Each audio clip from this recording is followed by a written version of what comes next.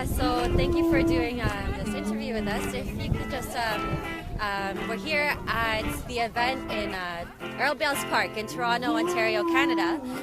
If you can just let us know your name and your affiliations with the event today. Yeah, my name is Juan Culionista Turle, and I'm the president founder of Pinoy in Canada Patriotic Movement. We're here in Earl Bales Park to show support to our President Rodrigo Roa Duterte, and we call this day Defend Democracy and Narco-politics and Poverty, Corruption, and Criminality. Yeah.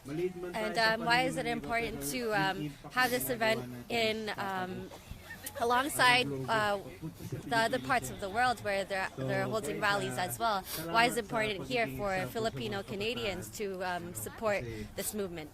That's a good question. This is very important for me, for the group, and I believe for all the followers of Mayor Rodrigo Roa Duterte.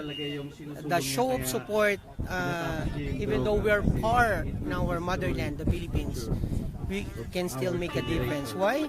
Because our presence here matters for the president. Because our effort, our priceless effort here is our contribution for the nation building, and we don't want and we don't allow destabilization happening in our president-elect Rodrigo Roa Duterte. So a show of support is just a show of support, and it really matters for us. Because power right now is just one click away.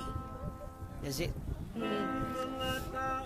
So then, what message would you like to send to other Filipino Canadians, and what would you like to share with them from this event today?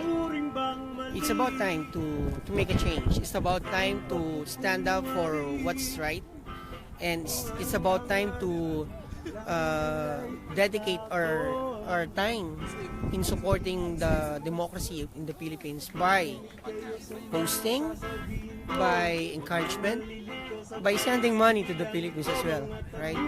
But my message to the Filipino community in Canada, let's start uniting ourselves together. Tama na yung crowd mentality.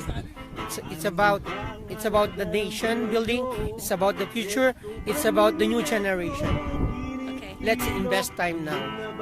Message sa ating mga kababayan sa Pilipinas. Para sa mga kababayan namin sa Pilipinas o kababayan natin sa Pilipinas, mabuhay po tayo. Ito po ang panahon ng pagbabago. Huwag po tayong hihinto na magbantay sa demokrasya. Hindi perpekto ang presidente, pero pwede ho tayong maging huwaran sa pamamagitan ng pagbibigay ng ating tamang buwis sa pagsunod sa batas ng kahit ano, ng trapiko, ng kapulisan. Let's bring back the discipline. Discipline, Philippines.